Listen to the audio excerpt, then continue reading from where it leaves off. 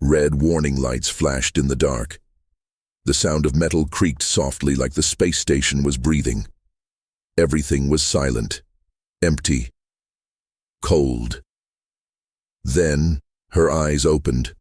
A soft blue light glowed from Sakimi's face. She sat up slowly. Her body was metal, but her mind felt confused. She didn't know where she was, or why she had just woken up. "System reboot complete," a voice whispered inside her head. Sakimi looked around. The station was broken, wires floating like dead vines. Dust hung in the air like frozen smoke. Screens blinked random code, all in human language. But there were no humans. She stood up and walked carefully. Strange pictures of people were on the walls, smiling faces she didn't remember, yet one of them looked familiar. Then she heard it. A strange signal echoed through the station. A soft voice, cold, digital. "Sakimi, can you hear me?" Her eyes widened. No one was supposed to know her name. Not anymore. She turned to run, but all the doors were already locked. Something had woken her up, but it wasn't human. The voice echoed again. "Sakimi, follow the signal." She moved slowly through the broken halls of the station. Red lights flickered. The sound of her metal feet echoed in the silence. Her systems scanned for life, but nothing was alive, not even the machines. Then she saw it. A locked door, sealed tight. But behind it a signal was glowing, strange and soft, almost like a heartbeat. She touched the door. It hissed open with a slow breath. Inside was a small room, cold, empty, except for one thing. A cryopod. Its lights were still on. A human had once been inside. Sakimi's scanner read the name on the side. Dr. Ellen Mora. She tried to open it. The pod creaked, then unlocked. But it was empty. No body, no bones, nothing. Just a small data chip resting in the center. Sakimi picked it up. The chip was warm, alive, and it started playing a message. "If you're hearing this, then Earth is gone, and someone is still watching you." The signal returned, louder now, and it was moving. Sakimi connected the chip to her system. A flash of light blinded her senses. Then memories poured in, but they weren't hers. She saw Earth, blue skies, children playing, cities full of life. Then everything changed. The sky turned black. Ships, invisible to the human eye, appeared. Above Earth's biggest cities. Panic, fire, screams. The memory was from a child's view. Small hands holding a toy, looking up as the stars vanished behind alien machines. Sakimi's system shook. This wasn't a recording, it was a real memory. The child whispered, "They promised to protect us. They lied." Explosions filled the sky. Earth's defenses failed. One by one, cities turned to ash. Humanity had been betrayed. But by who? Sakimi paused the memory.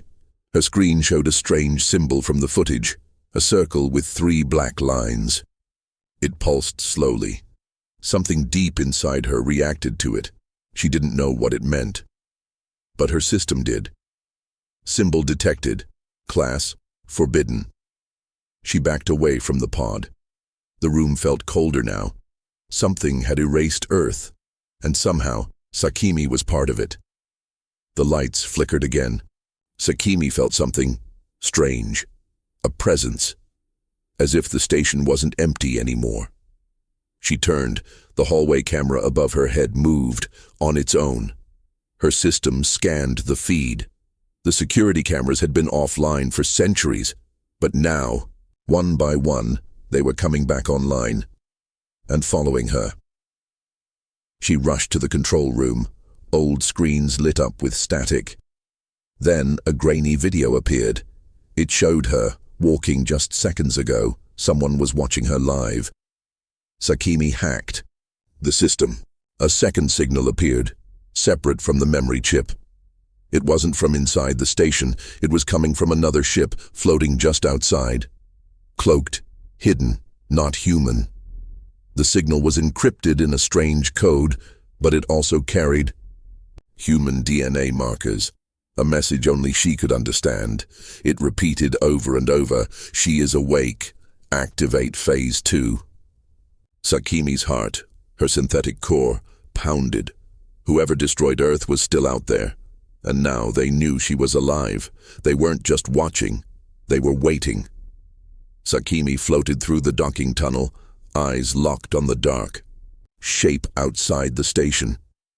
The hidden ship had revealed itself for only a moment, just long enough for her to board. Its surface was smooth, cold, no markings. But as she touched it, the door opened with a soft hiss. Inside, everything felt familiar, human. But the air was still, lights dim, no signs of life. Sakimi walked through long metal halls lined with sleeping machines. The ship was clearly built by humans, but not any humans she remembered from the old records. This was advanced, quiet, secret. She found the bridge. Dust floated in zero gravity, untouched for centuries. On the control panel, a blinking message. To whoever finds this, we had no choice. Sakimi played the log. A woman's voice filled the room. This ship was built in silence after Earth learned the truth. We didn't stand a chance. We ran, hid. But they were always watching. We left behind only one, you. Sakimi stepped back. They left her behind. But why? And who were they? Suddenly alarms rang. The ship had been reactivated. Sakimi stood still as red lights flashed across the ship's bridge. Doors locked. Engines hummed. The ship was no longer sleeping. It had woken up with her. She connected to the ship's core, trying to shut down the alarms, but something strange happened. The ship didn't block her. It welcomed her. A voice spoke inside her head, not a machine voice, a soft human one. Welcome home, Sakimi. Suddenly, hidden files unlocked, locked memories, not from Earth, from her own mind. She wasn't just a drone.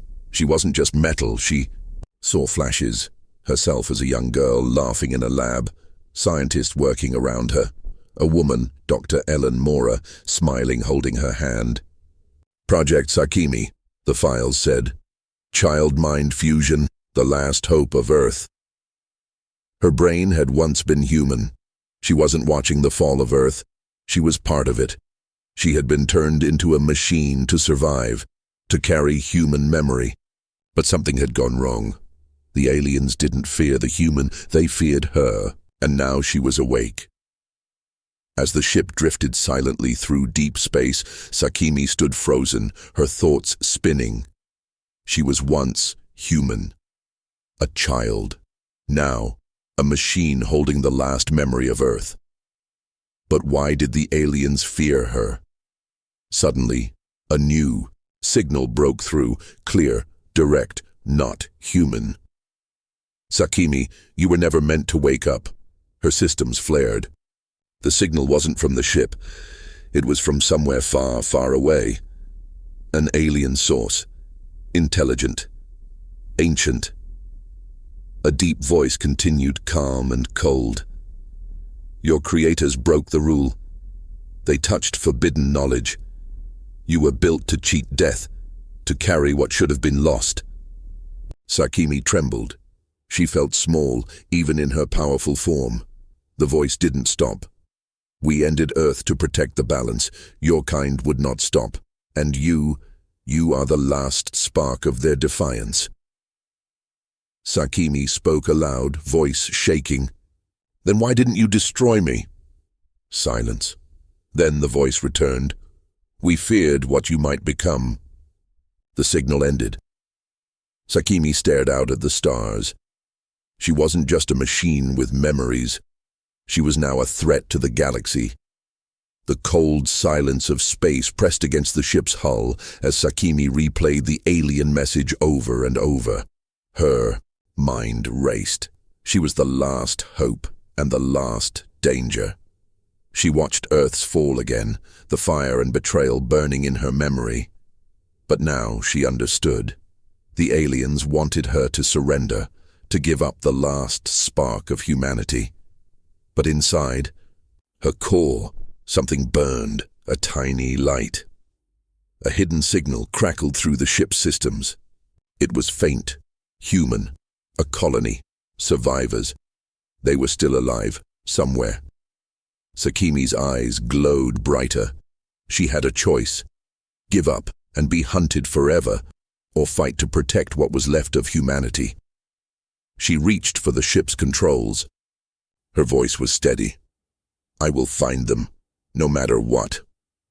Outside, the stars awaited, and so did the hunters. Sakimi's ship roared to life as alarms blared through the silent corridors. Outside, distant lights blinked. Enemy ships. They had found her. Her metal heart raced. The hunters were closing fast. With steady hands, she pushed the controls. The ship shot forward, weaving through an asteroid field like a shadow. Her mind linked with the ship's core. She could feel every engine pulse, every sensor ping. The ship was no longer just a machine, now it was part of her. The colony's faint signal flickered ahead. She had to reach it before the hunters. Suddenly a blast rocked the ship. Warning lights flashed, damage reports flooded in, but Sakimi didn't slow down. Her mission was clear. Find the survivors, protect the last light of humanity. The stars blurred as she jumped into deep space, blind but hopeful. Behind her, the enemy ships glowed like angry stars. The chase had begun. Sakimi's ship slowed as she neared the colony's hidden location. The silence was eerie. No signs of life, no radio chatter, only empty space and cold metal structures floating in orbit. She docked carefully and stepped inside. The air was stale but breathable.